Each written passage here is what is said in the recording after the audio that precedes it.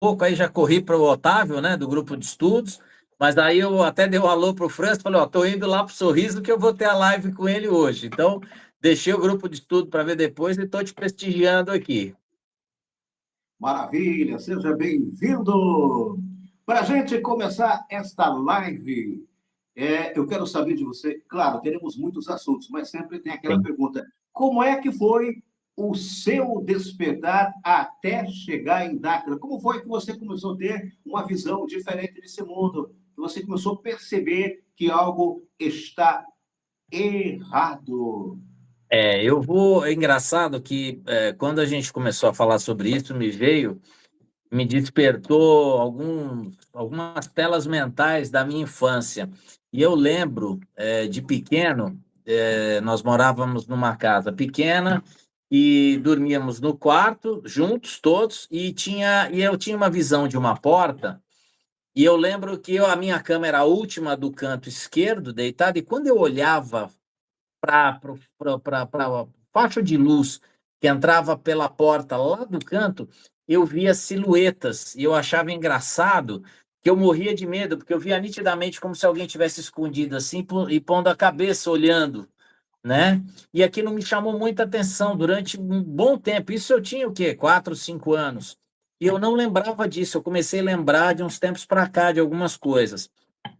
E aí eu lembro, nós viajávamos muito de carro em família, né? Eu, a Cris, meu pai e minha mãe, e nós pequenos deitávamos assim no carro, né? E você deita e olha pela janela lateral e eu vi o céu. E nós víamos cometas, né? Para nós, então a gente ficava contando cometas, estrelas. Naquela época a gente via o céu muito mais estrelado do que hoje, né? Então isso me marcou muito. Então eu tive muita atenção voltada para o céu. E meu pai também sempre foi ligado. Meu pai foi piloto de avião privado por um tempo, e ele relatava muitas coisas, e relatou um caso que até hoje ele fala muito, foi do caso do avistamento no aeroporto de Congonhas, que fechou o aeroporto. Na época, o repórter Esso anunciou que o aeroporto foi fechado por conta de um objeto que estava na cabeceira de Congonhas e tudo mais. E essas coisas começaram a me despertar. E ele teve um amigo que estudava assuntos de ufologia, que morava aqui no Cambuci. E esse amigo convidou para que ele fizesse uma viagem, só que ele falou que essa viagem provavelmente não teria volta. E aí meu pai estranhou, falou assim, ué, como não vai ter volta? Porque nós vamos encontrar pessoas diferentes e provavelmente iremos para um lugar que talvez nós não retornemos. Teremos que deixar tudo para trás. Aí meu pai falou, jamais, tem família, tudo, mas ele ficou com aquilo na cabeça. E naquele dia e horário que eles haviam combinado, que ele deu para o meu pai, falou, se você quiser ir, você tem que estar a tal hora, nesse dia, aqui, nesse ponto. E havia um ponto que eles haviam marcado, e meu pai disse que quando ele chegou, não naquele horário, mas depois, aquele ponto que ele tinha visto primeiramente com o amigo não existia mais. Não existia. Então aquilo ficou na cabeça dele. Isso daí para frente despertou, pelo menos a mim, uma coisa assim. Daí para frente eu comecei a pensar, olhar, ver, me interessar muito por filme de ficção e tudo mais. E aí comecei a ter sensações e entender que, assim, as coisas que a gente estava passando no dia a dia, as informações, eu falava, não é possível, tem mais coisa do que isso. Não é só isso, né? Não, não pode ser só essa a verdade, né? E aí comecei minha irmã sempre foi, a Cris sempre foi a pessoa que puxou a fila dos assuntos esotéricos, diferentes, né, alternativos. E aí eu sempre questionando, pô, e ela despertando o meu interesse. Aí aquela coisa, você começa por religiões, né? Você vai para Umbanda, de repente você vê que não é aquilo, é uma coisa um pouco, não combina contigo, não adapta. Aí você vai para o espiritismo, fica um pouco, é uma coisa interessante, mas explica algumas coisas, mas não traz outras, pelo menos na minha concepção do que eu imaginava, do que eu esperava. E aí minha irmã começou a fazer, foi fazer, acho que gnóstica, ela participou de gnóstica, e começou a trazer umas informações, umas coisas assim, que eu falei, que isso? Mas como pode? Comecei a pesquisar, aí disso ela foi para radiônica, trabalhar com mesa radiônica, ficou bastante tempo, e eu acabei gostando do assunto, entrei. Fiquei 5 anos, mais ou menos, 5, 6 anos trabalhando com mesa radiônica, mas a gente sempre conversando, né? Os dois trabalhávamos juntos, às vezes, com a mesa, e a gente falava, começou a bater muito em frequência.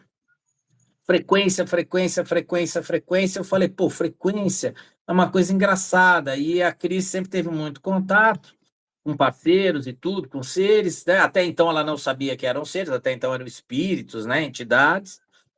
E aí ela falava, ó, para mim o tempo deu. Eu virei e falei, pô, sério? Ela falou, sério. E eu falei, pô, e eu, né? Fiquei naquela. Ela falou, seu tempo vai chegar. Ela falou, seu tempo vai Legal. chegar. E E aí quer falar chegou agora? o tempo.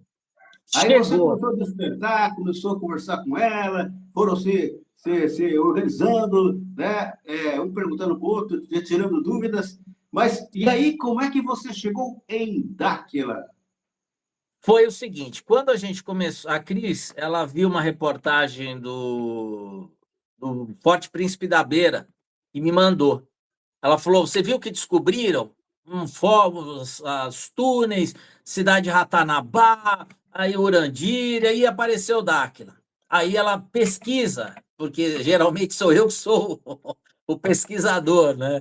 E aí eu comecei a olhar, pesquisar, ver Urandir, Dáquila, começou a aparecer as coisas, os assuntos. Bom, aquilo abriu, explodiu minha cabeça. Aí explodiu minha cabeça.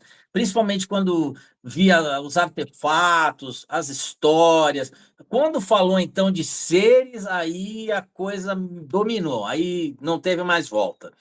Aí eu fui atrás de Dáquila, se eu não me engano, eu só tenho dúvida no período, foi 23, ou se foi 20, mas acho que foi no meio de 23, eu entrei, fui ver o site, me associei. Só que aí eu não estava acertando as pesquisas, acabei parando, me afastei, e aí a Cris foi para Zigurato sozinha, sem nada, sem acesso, sem nada.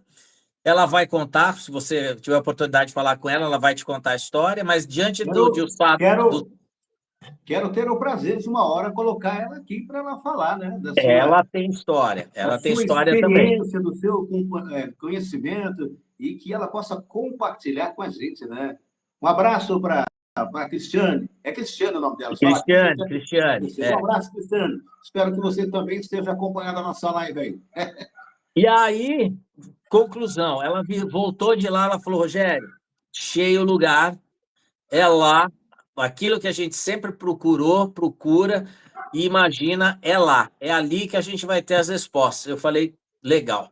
Aí eu falei, já que é frequência, aí descobri o Otávio, Rafael, aí eu virei e falei, pronto, é isso. Comecei a pesquisar, aí eu vi que os temas você tinha que se associar, aí eu mandei mensagem para a DAC, ela perguntou, olha, fiz um cadastro há um tempo, tá ativo? Tá, você só paga e começa a usufruir das informações, ter direito para participar das ACs e tudo. Eu falei, perfeito, tranquilo. Daí para frente eu fiquei um período e fui para a minha primeira AC, né? Lá em Avalon. E assim, me fiz uma programação, que aqui eu tenho que fazer uma logística, porque eu tenho filho pequeno e tal, a correria aqui de casa, consegui ir para lá. Bom, quando eu cheguei lá é aquela coisa, né? Aquele mundo de gente para lá, para cá, alojamento e aquela coisa, e é um choque, porque você quebra muitos paradigmas, né? Você sai da sua zona de conforto literalmente em todos os sentidos. E esse choque, além de ser um choque psicológico, emocional e físico, porque você se coloca à prova o tempo inteiro, né? São trilhas, são as atividades que exigem de você praticamente quase que as 24 horas, né? Em que ano foi isso que você foi conhecer Dáquila? Você lembra? Primeira ida foi 2024. 2024. Primeira, estou fechando 2 anos agora, Oh, sabe? Eu então, vou para... estamos juntos nesta caminhada também? Sério? Você também? Sério. Veja bem, que eu acompanho Dáquila, como eu te falei, desde 2018, 2019. né, que eu acompanho pelas redes sociais, que começo, né, prestar atenção no que eles estão falando, através do Otávio, através do Rafael, do Felipe, mas eu estive lá final do ano passado. Então, assim, estamos meio junto nessa caminhada. Que legal! Aí você estava falando das interações, da caminhada por lá. O que você achou do lugar na primeira visão tua lá em Dakar, em Ráfalo e os Zigurados? Bom, eu fui militar do Exército, né, há um tempo. Então, quando você chega lá e vê o que são trilhas e morro, mato, aí eu já falei, pô, que legal, são as atividades e tudo mais, né?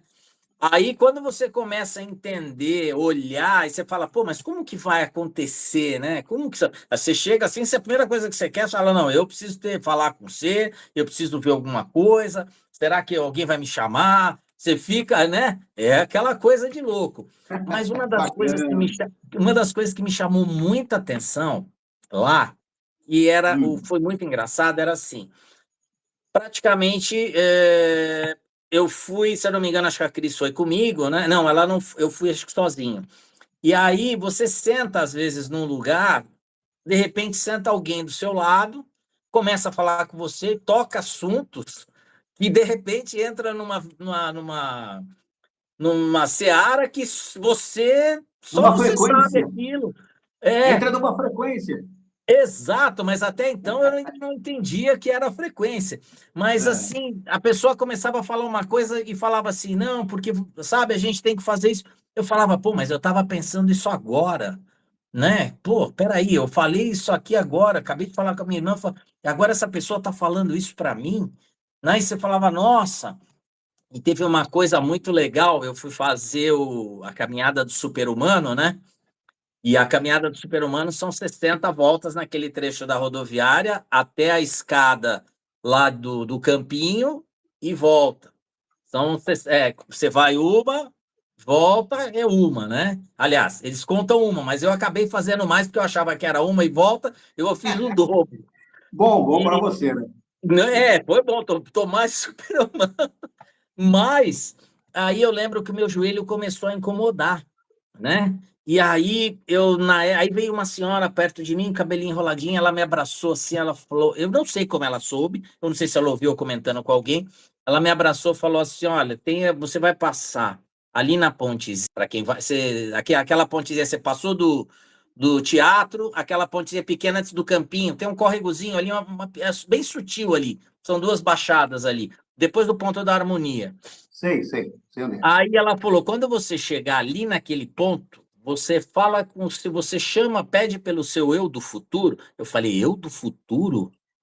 Ela falou: você pede para o seu eu do futuro e Que fala legal. para ele que você precisa de alguma orientação ou que o seu joelho está te incomodando, como ele poderia te ajudar, o que poderia ser feito para o seu joelho. Alguma Legal. coisa nesse sentido. Eu fiquei com aquilo na cabeça e vim descendo devagar. Quando chegou ali, não tinha ninguém. Era de dia, eu fiz de dia, né? Com aquele solzinho que a gente já conhece, que frita até ovo na sombra, né?